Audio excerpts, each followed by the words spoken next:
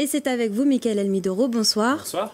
On commence ces informations avec la tempête Kyrian qui est attendue dans les Yvelines. Tout à fait, Mathilde. Arrivée du quart nord-ouest du pays, la tempête Kyrian va commencer à souffler dès ce soir sur notre département. Des vents à environ 40 km/h sont attendus, mais c'est surtout pour la Toussaint que des bourrasques à 80 km/h se feront ressentir dans la soirée.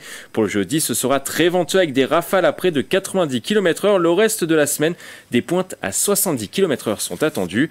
Face au risque de chute d'arbres, plusieurs communes du département ont décidé de fermer leur parc pendant ces journées mouvementées.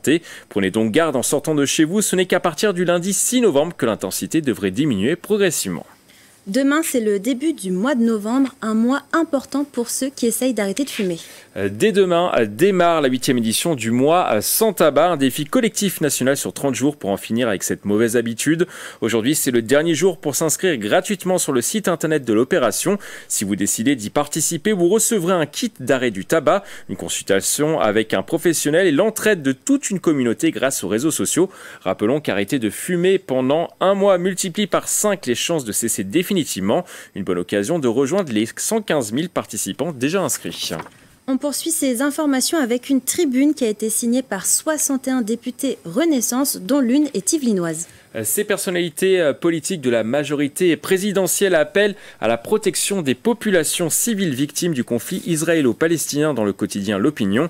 Parmi les signataires, la députée de la 7e circonscription des Yvelines, Nadia Hay, qui appelle à une trêve humanitaire à Gaza. Dans leur tribune, les députés écrivent, je cite, « Une vie palestinienne vaut une vie française qui vaut une vie israélienne ». Ce texte intervient après l'extension des opérations militaires dans la région. On va désormais parler de football. Hier soir se tenait la 67e cérémonie du Ballon d'Or au Théâtre du Châtelet à Paris et Kylian Mbappé a terminé sur le podium. Et bien que le joueur des Bleus n'ait pas reçu la prestigieuse distinction, il a tout de même terminé à la 3e place. Devant lui, Lionel Messi et Erling Haaland.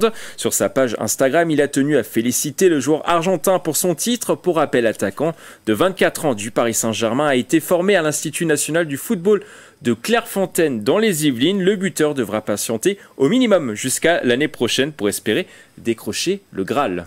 Eh bien, merci beaucoup, Michael Elmidoro, pour toutes ces informations. Et comme d'habitude, si vous aussi, vous voyez une information ou une image près de chez vous, n'hésitez pas à nous la partager sur les réseaux sociaux en utilisant le hashtag 78news.